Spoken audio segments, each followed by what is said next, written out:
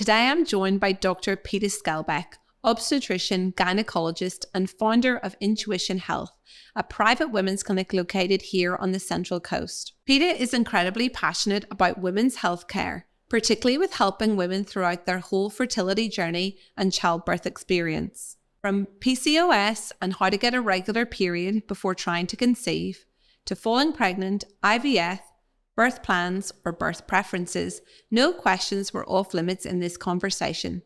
There is still so much we don't talk about when it comes to women's health, but Peta shares many pearls of wisdom in this chat that I think you'll really enjoy. Let's get into it.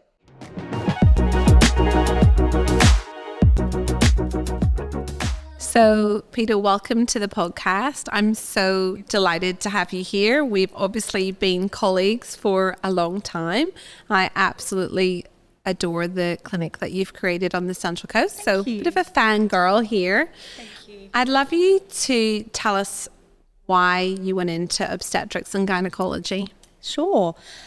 So I have, since I was a young girl, been very interested in women's health.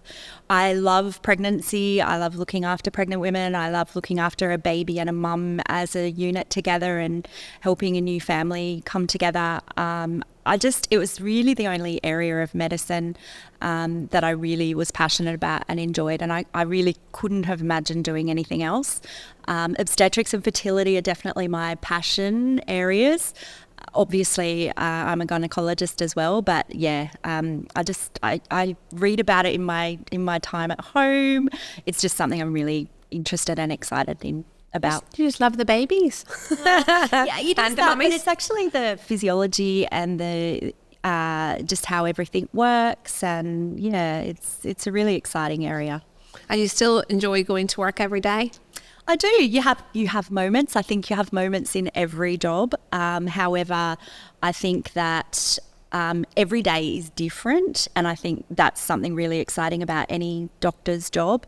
And you do definitely, I think you have very many more good moments and moments where you're essentially with people who are having the best day of their life, and you get to be a part of that, and they remember you. So it's gives you goosebumps sometimes. Yes, amazing. So we're going to jump on into it, and I'm going to start asking you some questions if that's okay. So I would love to talk first of all about polycystic ovaries. Sure.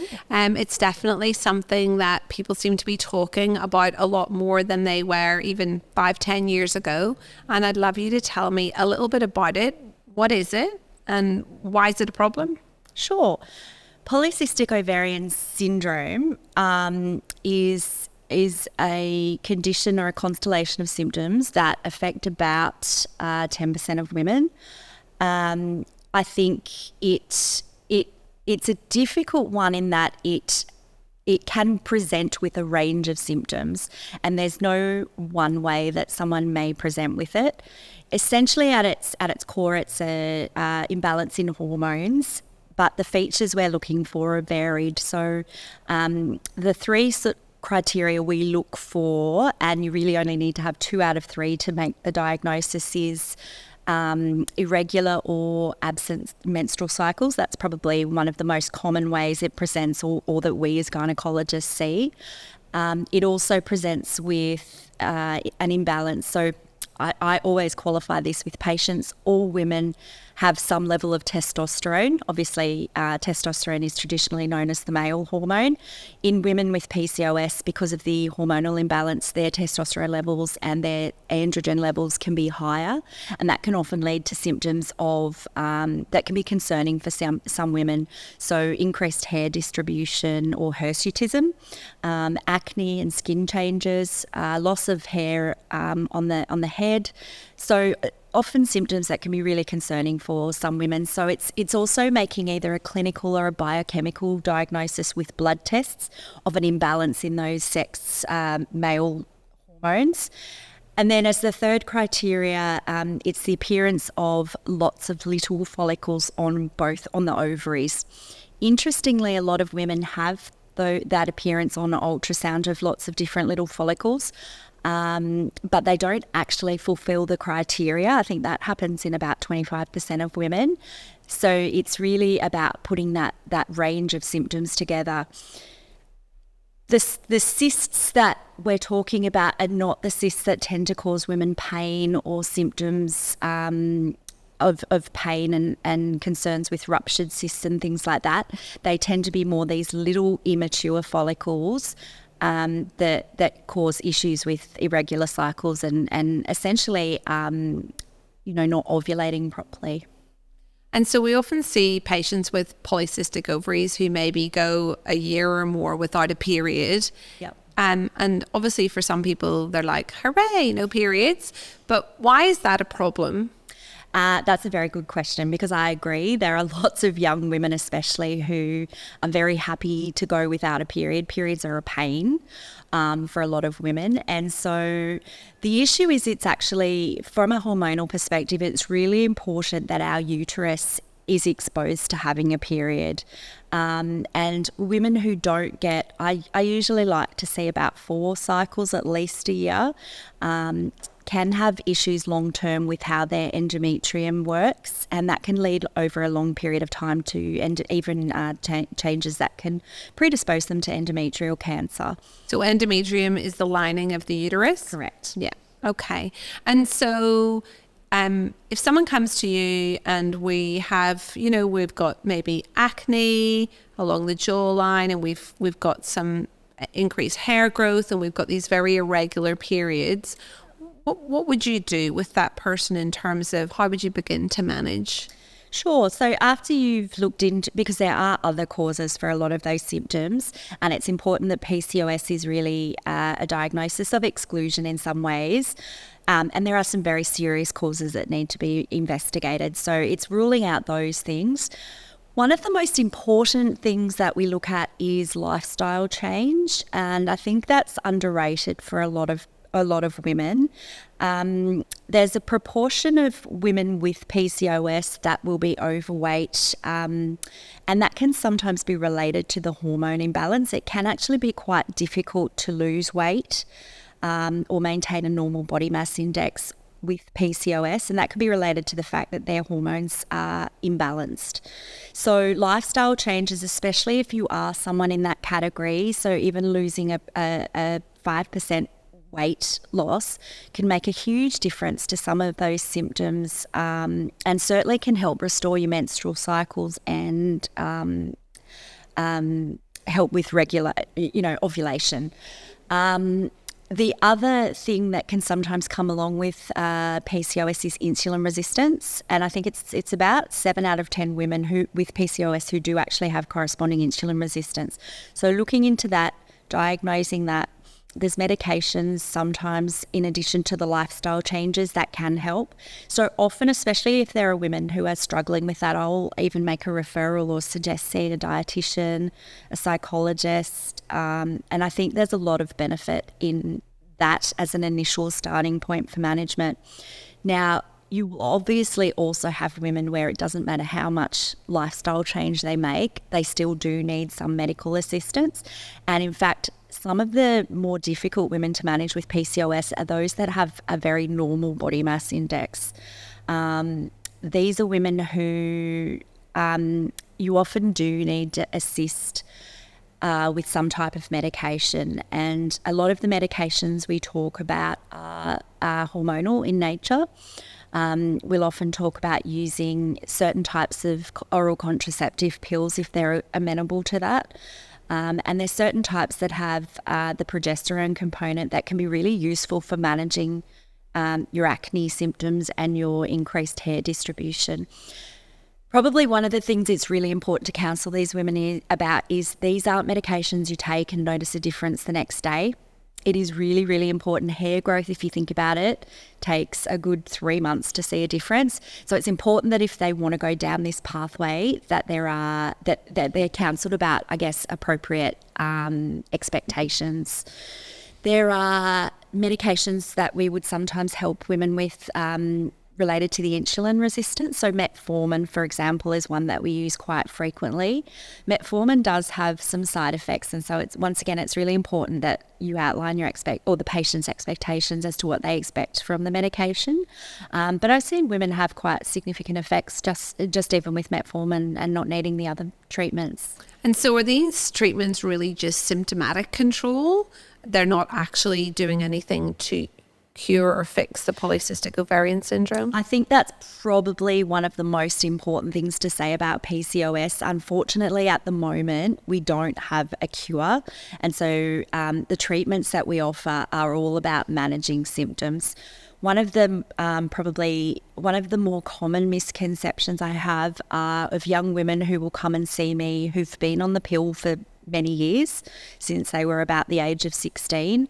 They then will come off with the intention of hopefully falling pregnant or conceiving, and they don't actually get a cycle back. And I'm sure you've seen that as well. And a lot of them will then put it down to the fact that they've been on the pill for such a long time, and you know, that misconception out there that the pill's what's caused them not to get their cycle back. It's actually the fact that they've possibly had something like, polycystic ovarian syndrome is probably the most common reason. That's just, they've been treating it for all this time. Yes, and been kind of unaware of it. And been completely unaware of it because they're getting a withdrawal bleed when they're on the pill. So there's definitely, I think, a bit of a misconception among women who maybe have had an ultrasound scan and maybe, you know, the radiographer or something has passed a passing comment that, oh, you've got lots of cysts in your ovaries. And so again, they might think they've got polycystic ovarian syndrome. And then the next thing they've taken that leap to thinking that they've got infertility as well. Yeah. And I think that there's, a bit of a myth out there that people with PCOS can't get pregnant. Yeah. What is the statistics for that? I think that's a really important thing. The first thing I would say is I think there's actually been very, very few, if possibly never, an occasion where I've said to someone, you cannot fall pregnant.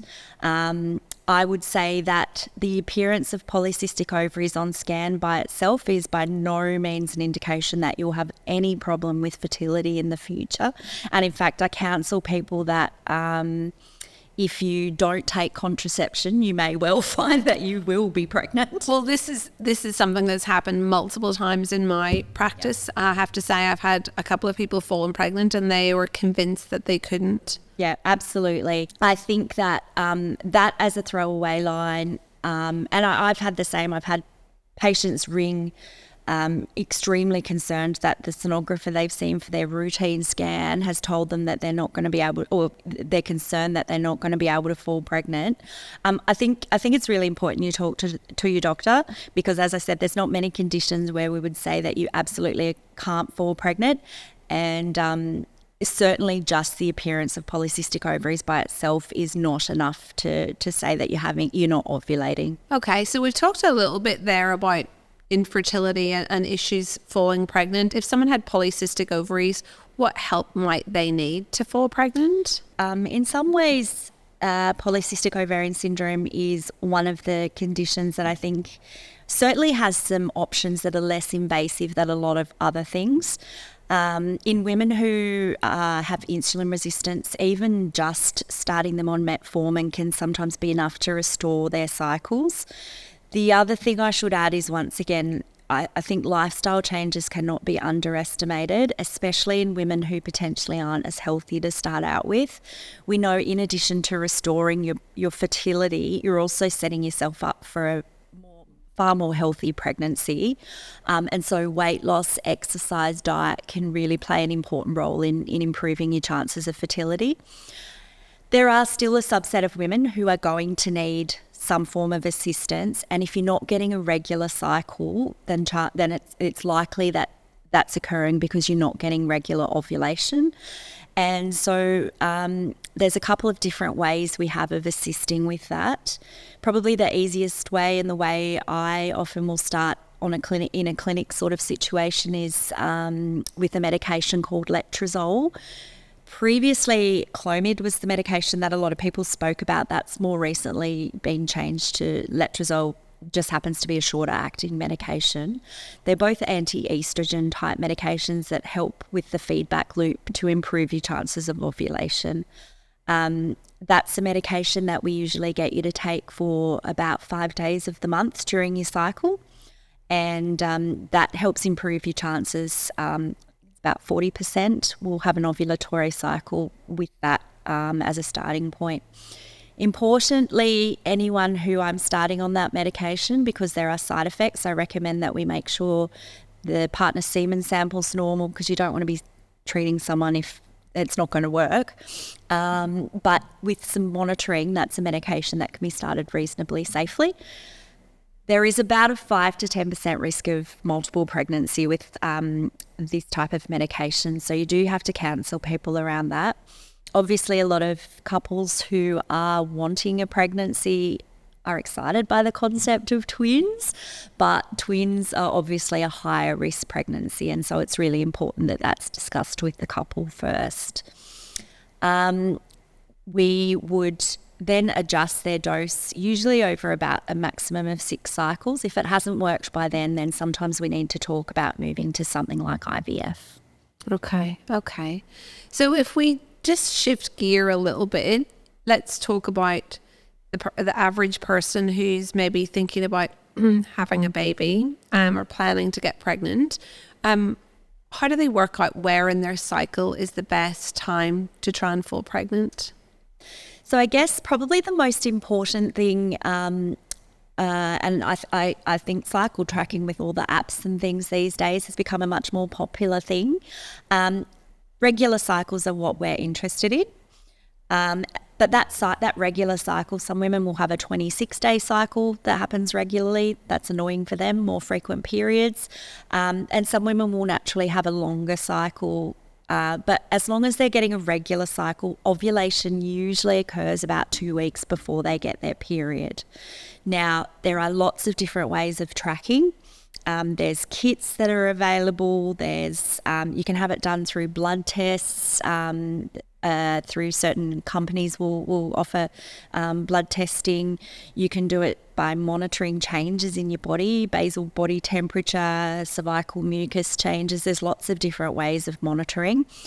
Importantly though, what I feel a lot of people do is wait until they get that indication that they've ovulated and then think that they should start trying. It's actually really important that the 5 days before ovulation is when you're concentrating your efforts, and then for the 24 hours after, because the egg will only survive for about that 24 hours, whereas the sperm will survive for up to 5 days. So it's actually important to be having regular intercourse prior to ovulation. So if you have a 35-day cycle, then you're ovulating at about day 21. And if you have a 28-day cycle, you're ovulating at about day 14. Yes? Absolutely correct, yeah. yes. Okay, we've got it. That maths was hard. Too late for me, but and in terms of lifestyle changes, so everyone does seem to have period apps and seems to be quite in tune with their body, probably more than they were even 10 years ago. But what other things should people be doing pre-conception to make sure that they're as healthy as possible? Sure. A lot of it is common sense. So a lot of it is making sure you're eating as healthily as you can. I mean, regular exercise is really important, maintaining your body mass index to as within a normal range as you can. We talk about reducing, obviously, if you're a smoker, it's best to stop smoking. Looking at your alcohol consumption and seeing where changes can be made in that regard. We know alcohol can have a huge impact even on male fertility, so they're really important changes. Obviously avoiding any recreational drugs. Probably from a health point of view, it is important. Probably the main recommendation is that any woman who's planning a pregnancy, it's ideal to be on at least 500 micrograms of folic acid per day, and we recommend that for the 30 days prior to trying to fall pregnant. So if you're even thinking about a pregnancy, being on some type of folic acid supplement. Now, there's a lot of formulations out there, multivitamins for pregnancy, which are all in Australia. There's very strict guidelines about what they contain, but it's actually just, the important thing is the folic acid. More recently, iodine has also come up as something that is recommended because it is thought that there are a lot of women who are deficient in iodine. But they are really the only two absolutely essential vitamins that we recommend. Folic acid helps with DNA formation, and it's really been proven to help reduce the risk of neural tube defects in a baby. So there are a certain proportion of women who we might recommend being on a higher dose, but for general, it's the dose that's in the normal pregnancy vitamins. So that's things like spina bifida that we're trying to prevent. Okay. Absolutely. And then the iodine, is that to do with thyroid issues? Absolutely, yeah. Okay. And is that in the antenatal vitamins? It is in some. It is not in all, but it is in some. Okay. And so we're going to think about our imaginary couple, and they're being really healthy, and they've tracked their cycle, and they're focusing sex at the right time of the month. At what point do they think, okay, this isn't working? Is it 3 months, 6 months, a year? And does it depend on how old they are, how long they would wait? Yeah, so probably the most important factor for fertility is the woman's age. And so it's actually for a young couple in their 20s who have no health issues whatsoever, it's actually a really low rate of falling. It's like a 15% per month rate of falling pregnant. The recommendation is that if you've been having unprotected intercourse for 12 months and you're under the age of 35, you should probably be seeking some form of assistance. For women who are over the age of 35, we would recommend after 6 months, just because the treatments that are available are obviously, the younger you are, the more favourable the outcomes are. And in terms of age of mother in pregnancy, what are the differences that you see with an older mother? Sure. The first thing I would say is there are a lot more older mums. I have a lot of women come in now and tell me they're a geriatric pregnancy. And the first, and I don't like to call barrier, I see a lot of women in their 40s who have wonderful, very successful pregnancies. But there are some things that we need to take into account. The first thing to mention is with a increasing age, there's an increased risk of chromosomal abnormalities in the pregnancy. And so we have to be mindful of counselling women around that, specifically talking about conditions like Down syndrome, and that there are screening tests that are available for these women in early pregnancy. From there, we then talk about increased risks of conditions like gestational diabetes, preeclampsia, and conditions, with advanced maternal age, we'll often want to watch the pregnancy a little bit more closely. Sometimes there's a recommendation for delivery by sort of not going particularly overdue to make sure the placenta's still working well. I think they're probably the major things we would mention to a woman of advanced maternal age. And in terms of falling pregnant, how much more difficult does it get as you get older? It definitely becomes, I would say, dramatically worse after the age of about 40. But unfortunately, fertility starts declining from around the age of 35. It's different for everybody. There are some women who maybe personal experience. I actually had a really low AMH at the age of 32. And so my sort of menopause happened earlier than a lot of women's, but it does vary, but from an average perspective, it definitely gets harder after 35 and a lot harder after 40. So just to explain to the listeners, what is AMH and what does it mean? AMH is a very clever blood test. It's your anti-Müllerian hormone, and it's an indicator of egg reserve or egg supply. So it doesn't tell us anything about the quality of your eggs. The quality of the eggs is more aligned with the age. But what the AMH can do is give us an indication of how many eggs you have. All women are born with a certain number of eggs, and they're the eggs, you don't make any more eggs throughout the rest of your life. And that supply gradually diminishes as you go through your reproductive years. And once that supply has become vanished, if you like, exhausted, you will end up, that's when you start to go through the menopause. So it's not a direct measure, but it gives us a good indication of who might be more at risk of going through early menopause. And I'm getting a lot of women coming through asking to have that level tested. Yeah, I've had a lot in the last sort of 4 to 5 years asking it, so people are more aware of it, definitely. Yeah. I've also had a number of women who perhaps are not partnered and they're maybe in their sort of mid to late 30s, and they're beginning to get quite anxious about whether they should go and talk to someone regarding having eggs frozen and things like that. When is it a reasonable time to think about doing that? Is there an age that's a good time? Because I've also had a patient who was told that she was too late. Yeah. I think, and look, I've had women in their early 20s ask for it, and I think that if that's a concern for someone, I think we should acknowledge it, and I think at least doing the test and giving them options. Egg freezing is improving significantly. The technology is improving. It is costly.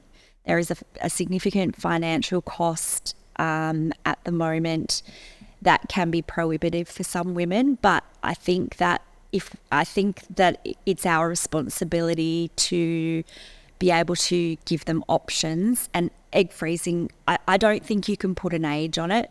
Definitely once that level gets particularly low, or the woman is over sort of a certain age, probably, I'm making around the age of 40, say, the quality of eggs and the number of eggs that you get are not likely to probably result in successful pregnancy later on. But I think it's definitely an option that women should be spoken about with. Yeah, I'm old enough to remember the people talking about test tube babies, and Louise Brown, I think, was the first test tube baby.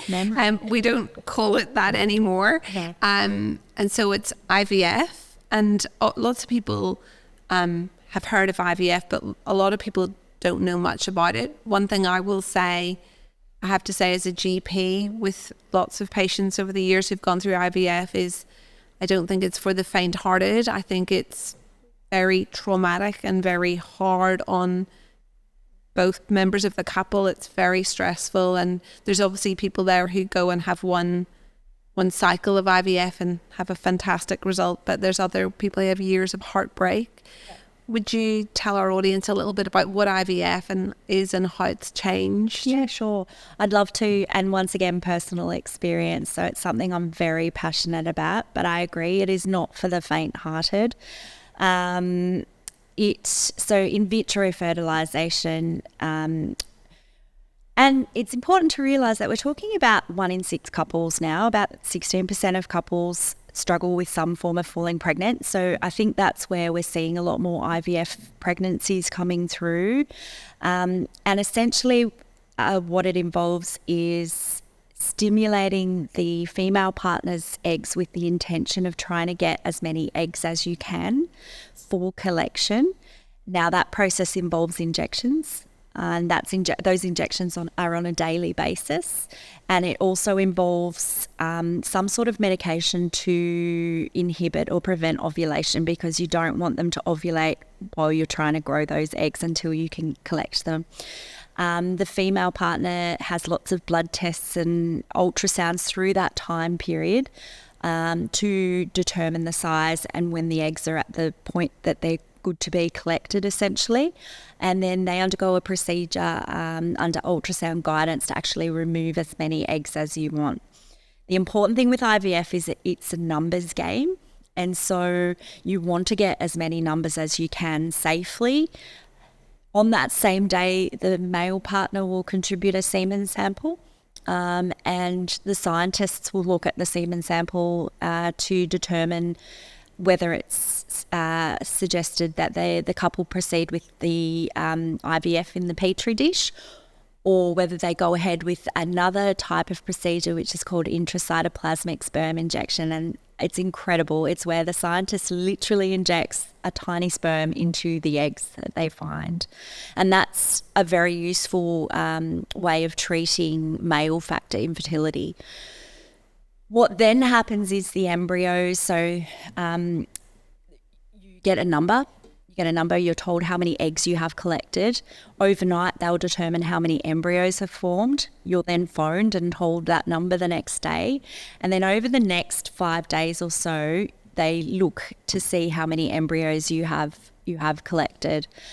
What I would say is the number of eggs will always reduce down for the number of embryos. So it is, you might get 8 eggs to start with, and then you're down to 1 or 2 embryos at the end. So that number does go down pretty dramatically over that 5 days. The reason we now wait till 5 days before we put the embryo back in is that gives us the opportunity to look at the ones that are more likely to survive and do best. There is then the option, dependent on the patient's wishes as well as the other factors and numbers, as to whether a fresh embryo transfer is done. So that's where one of those embryos that has just been formed on day 5 will be put back into the patient. Or the other option is to freeze the embryos. And there's now some really good, the technology is amazing. Frozen embryos have as good a pregnancy outcome as fresh now. And that then also means that if you have additional embryos and the fresh one doesn't work, you don't have to go back to the start. You can just go ahead with the transfer at that point. Then comes probably the hardest part of IVF, which is waiting to see whether it's worked. And that's the 2-week wait that a lot of people talk about. And that's a really difficult time. You're often on hormones still as well, which can add to the mood changes and the sort of hormones feeling all over the place. And then you wait to hear that test result. And what are those hormones for that you're still on while you're waiting on that sort of? So it's progesterone. And it's usually given vaginally in this country. And the idea is to help support a pregnancy and give it the best opportunity to hold and work. And do IVF pregnancies have this similar miscarriage rate to sort of natural pregnancies? They at least have the same. I do say to women that IVF pregnancies, we do probably need to monitor a little more closely. So there are a lot of conditions in pregnancy that can potentially be exacerbated by the IVF process. Thinking of placental disorders, placenta previa, so where a placenta can implant tends to be a bit higher, growth restriction. And it's hard to know, though, in a lot of these cases, whether it's actually the IVF that's causing this or the reason that the patient wasn't able to fall pregnant. Yeah, whether they were going to have that issue anyway. Yeah, okay. And in terms of, pregnancy and how it goes after IVF, if you get to that 12-week mark, can you mostly breathe a sigh of relief? Yes. Look, things can still happen after that 12-week mark, but the chances, if you've got a good, especially if you pass all your first trimester screening, and you've got a good scan at 12 to 14 weeks, then I think you can. A lot of women or couples at that stage would breathe a sigh of relief. And in terms of screening, I do spend a lot of time talking to my pregnant patients about screening tests. And I do think sometimes, because there's all these new tests and, they're not cheap, sometimes people are then a little bit shocked if they go on a little bit later in the pregnancy or when they have their baby and they realize that actually the baby potentially still has something wrong. And it's trying to get across to people that we're screening for very specific things like Down syndrome. Yeah. But in theory, you could still have a child who has, a vision problem, for example. Like there's no way of screening for that. So I'd love you to explain a little bit about what screening tests are available and what we normally do in Australia. Yeah, sure. And I agree. I think probably a lot of people don't realise the limitations of screening tests. The idea of a screening test, which was hammered into us at medical school, is that you want to pick up you're not diagnosing a condition with a screening test, but you are determining a risk or a proportion of patients who then need to go on and have additional testing done. So it needs to be, it needs to be fairly accurate, but you will have false positives and you will have false negatives. What we tend to offer now, and the other thing to say is all these screening tests are not mandatory. Couples can choose to not have any screening tests at all. I feel, though, the majority of couples do these days choose to proceed with some type of screening. The screening test that we had up until probably 5 to 10 years ago was what was known as the first trimester screen, and that involved a combination of looking at maternal age, a combination of a measurement of the baby's, there's a fluid collection called the nuchal translucency measurement on a scan between about 11 to 13 weeks and 6 days, and some blood tests that were done. And that was then put into a computer program, and it would spit out a risk result that you would get for each of the 3 main chromosomal aneuploidies we see now. So trisomy 21, trisomy 18, and trisomy 13. Anything that was considered more than a 1 in 300 risk would generally be offered further testing, which up until more recent times involved some type of invasive testing where there was a risk to the pregnancy. Now, this test was very good, but it was not perfect. So you would still have the odd case where it would miss a case. That happened far more rarely than the other concern, though, which was where it would give you a false positive. But from a screening perspective, you would prefer more false positives than those false negative results. With the advent in more recent times of a new test called the NIPT, or the non-invasive prenatal test, and really I feel like that's revolutionised obstetric care. It's a blood test taken any time from 10 weeks that picks up fetal DNA in mum's bloodstream, so it's not causing any risk of harm to the pregnancy, but it does give us a good indication of those particular conditions I was talking about. It can also tell us the gender of the baby, which a lot of patients do want to know. There are patients who don't, and you don't need to find that out, but it is extra information that you can also find out. That blood test is still, though, considered a screening test, and I think that's where a lot of patients probably come undone a little bit. Once again, if it comes back as being low risk, it is very, very helpful in telling us that the patient is very unlikely, the baby is very unlikely to have one of these conditions. If it comes back as being high risk, though, it is far less helpful. And I've certainly had a number of patients who've had a high risk NIPT who've then gone on to have further testing and the baby was not affected. So I think any sort of testing where you do have the screening testing, it just needs to be very clear to the patient that it is not a perfect test. It can give you an indication or a risk, but it cannot tell you it with 100% certainty. And like you said, you're absolutely right. We cannot diagnose all conditions. A lot of new conditions these days, autism, developmental concerns, all those things, there's no way we can have any type of diagnostic test or screening test that can help from that point of view in utero at the moment. Yeah, there's no guarantee of a perfect baby. No. Whatever that means. Yeah. In terms of, so are patients pregnant, and I know that birth plans are something that have become sort of increasingly popular. I have to admit that I do sometimes see patients who are a little bit disappointed that their birth plan hasn't quite gone as planned, and it's one of the things I really encourage people to try and be fluid about it and try and say, look, this might be your wishes, but just be very aware that it mightn't actually go that way. But what's your thinking on birth plans? Surprisingly, I don't hate them. I actually had one myself. I am very clear in my practice to talk about birth preferences rather than birth plans. I think that plans set up expectations, and if expectations aren't met, then that's where disappointment comes in.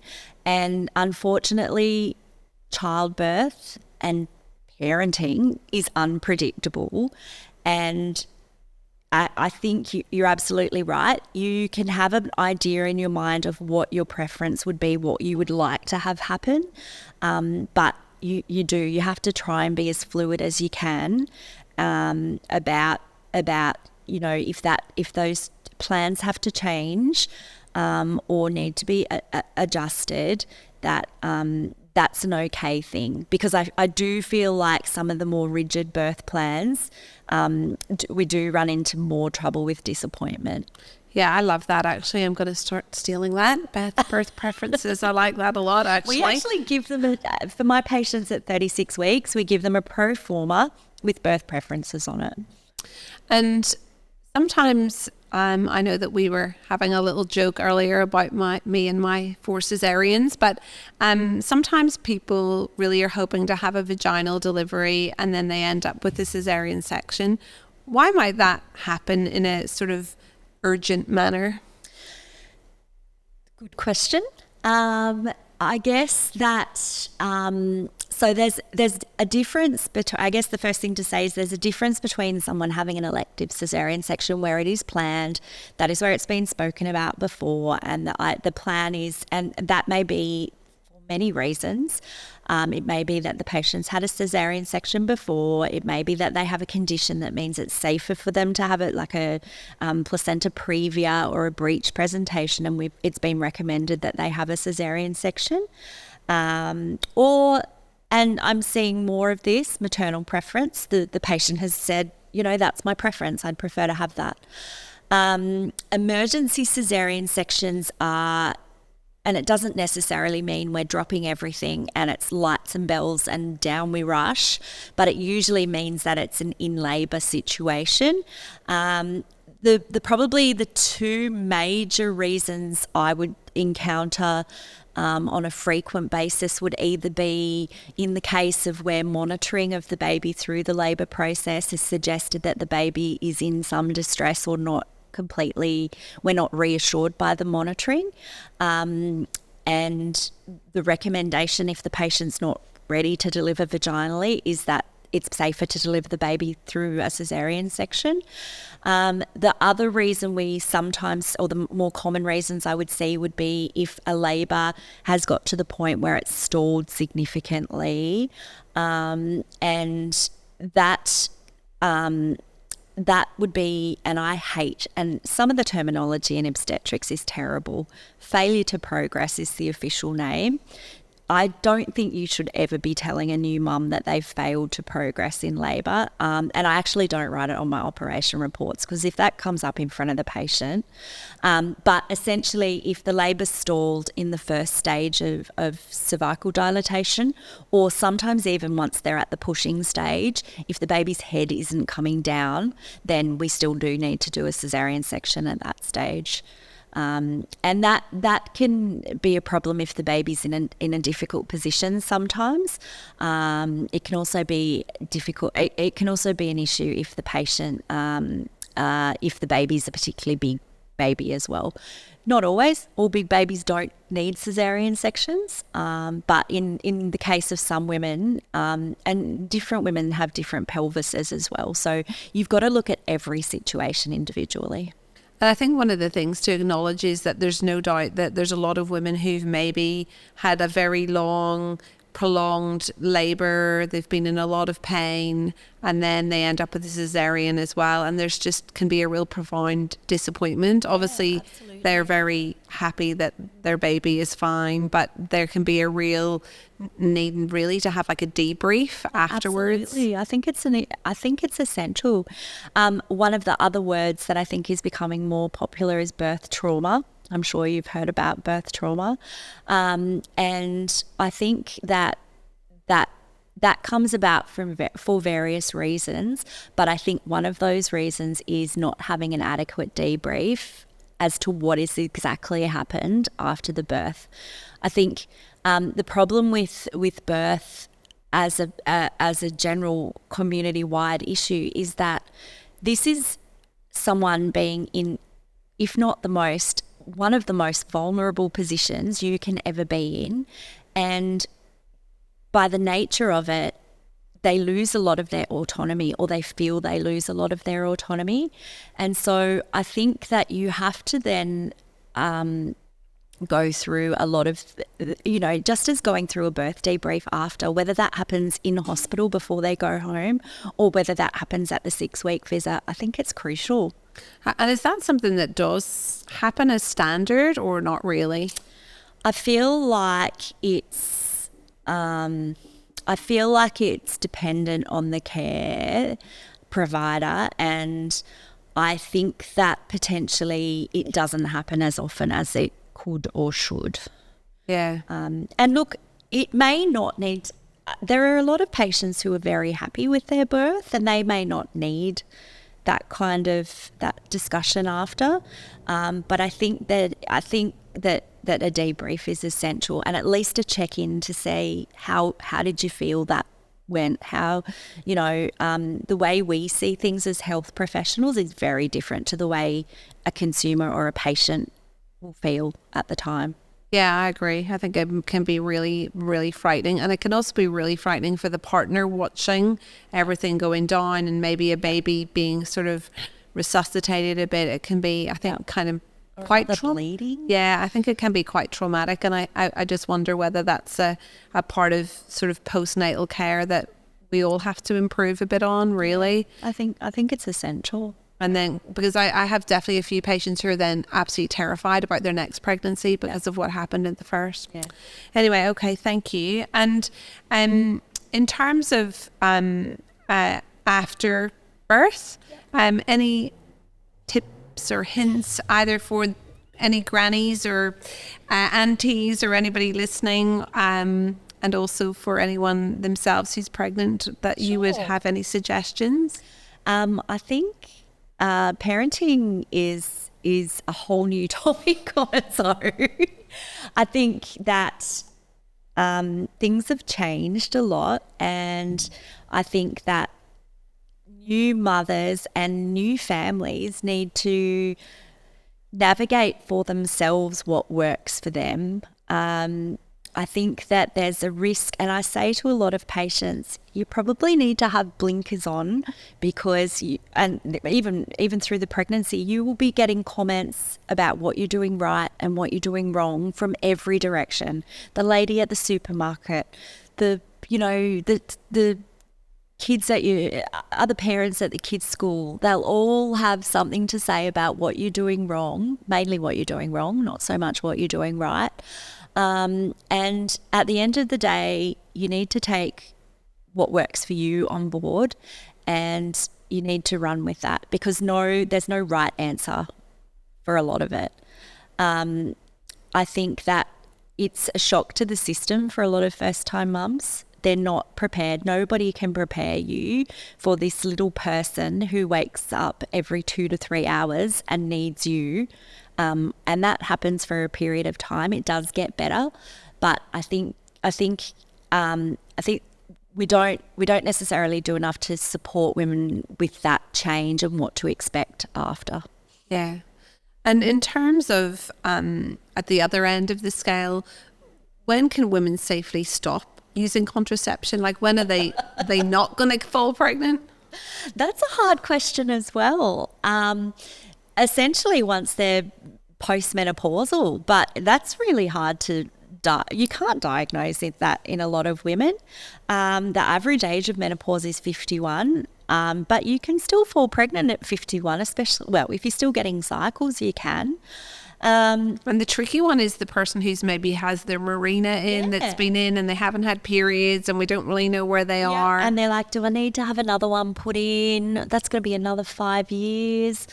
I don't have a definite answer for that. I think if you don't want to fall pregnant, you need to just be on the safe side and continue doing something. I think you're probably okay if you haven't had a period for 12 months and you're over that age of 50. But even blood tests aren't always helpful. So I don't have a good answer for that. I think stay on the side of caution. In terms of all the old wives' tales of things that can help you go into labour, Yep. Raspberry leaf tea and having sex and hot curries and all sorts of things, do any of them work? I don't think there's top quality evidence to say that they work, but I still do have those conversations. I have a lot of patients starting their raspberry leaf tea from 36 weeks. A lot of people run up the I don't know why, but the Skillion tends to be this place where pregnant women go and walk up it and feel that. For anyone who doesn't live here, it's a very, very steep hill. I'm like, I don't know that that's going to work. I think there is some evidence. There's prostaglandins in semen, so that's where the intercourse comes on, and we do say that to women. And other things I've heard people say: eating pineapple. Look, I don't think they're harmful. Whether they cause you to go into labour, I don't know. And when is it too long to wait past your due date? Is there a? Oh, that's a curly question. I tend to, in my practice, I offer induction between 30. So there's a lot of good evidence to say 39 weeks is a safe stage to deliver babies. So they've done all their developing, and there's a lot of push at the moment to actually try and get women to 39 weeks, especially for social elective indications. I tend to say my recommendation is to have a baby between that 39 to 41 week mark. For women who really, really want to avoid an induction after 41 weeks, I will say up to 42 weeks with additional monitoring, because I think after 42 weeks there is very good evidence to suggest that placentas have a use-by date. Expiring. An expiry date. Yeah. Okay, amazing. I have one last question for you. Ectopic pregnancy. Yeah. What is it? Yep. And is it a big problem? It's a big problem if you have it. It's about 1% of pregnancies, I think. It's essentially an ectopic pregnancy is a pregnancy that's implanted in a place that's not supposed to. The most common place is in the fallopian tube, but you can actually have an ectopic pregnancy in any place. You can have it in the ovary, you can have it in the abdomen, that you can actually even have it in different parts of the uterus that aren't supporting a normal pregnancy. The issue is that it's a non-viable pregnancy because it's not going to get the supply and the nutrients that it needs, but it can be dangerous to the mother. And so we need to know if it's an ectopic pregnancy. We need to treat it, and the treatments are, sometimes we can watch them if they're resolving by themselves and the patient's well. It's just a matter of blood tests. But more probably commonly, we do recommend either medical treatment with methotrexate or surgery, and often surgery will involve removing the fallopian tube. The concern is if we don't treat it and it gets to the point where it can rupture, that it can be dangerous for the woman. She can end up having quite significant bleeding internally. Peta, thank you so much. You've been amazing. I just wondered, was there anything that you would love our audience to know that you wish women knew about pregnancy or childbirth that you would like to get out there? I think it's just what we spoke about, being fluid. Be fluid with your ideas and your plans. I think it's good to try and get as much information as you can. Take what works for you, throw out whatever doesn't work for you, and but enjoy it.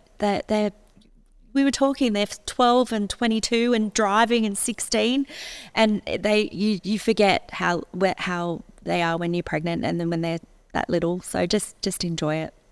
Are there any great resources that you enjoy sending patients to read in terms of books or podcasts or websites that you think are really helpful? There's a number of websites, because obviously Dr. Google can be difficult in navigating pregnancy, but there's a couple of things that stand out for me. Number one, MotherSafe is an amazing website. It talks about all medication exposures. I think everybody should have that at their fingertips. I can't remember the author, but Up the Duff. Do you remember that book? Oh, no, I don't know that one. I can't remember the author. I actually, when we first opened the practice, gave patients a copy of it. It's hilarious, and it's such an enjoyable, laughing book a book about pregnancy. And the one about fertility, which I adore, is called Legs Up and Laughing. And a friend of mine gave it to me when I was going through IVF, and it had me in fits of laughter, and it was a really good, honest but funny review of fertility treatment. So they're kind of the ones I'd recommend. Amazing. And if someone wanted to get in contact so they could come and see you or talk to you, how would they do that? Absolutely. So I work through Intuition Private through Gosford Private. Just contacting the rooms there. We've got our website. I can give you the number, but we'll put that on our show notes.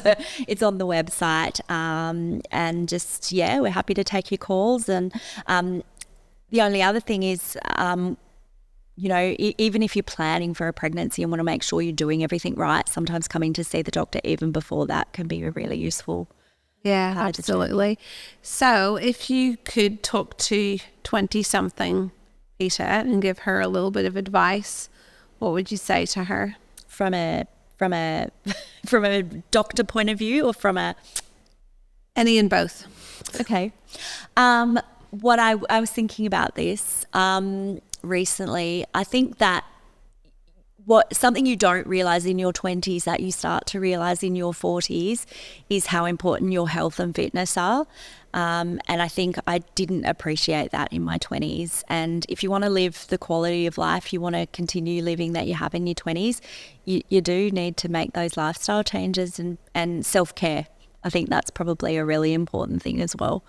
That a lot of mums, new mums, old mums, grandmas don't do for themselves, and I think it's essential. Amazing. Thank you so much for being so generous. I feel like I've picked your brain to death. Oh, that was my pleasure. I love talking about it. I think you'll agree we've had some incredible guests on the podcast already, and today's was no exception.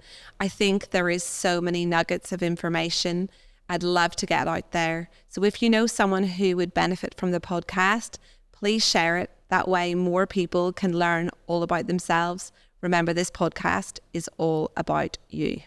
This podcast and any information, advice, opinions, or statements within it do not constitute medical, healthcare, or other professional advice. Information is provided for educational and entertainment purposes only.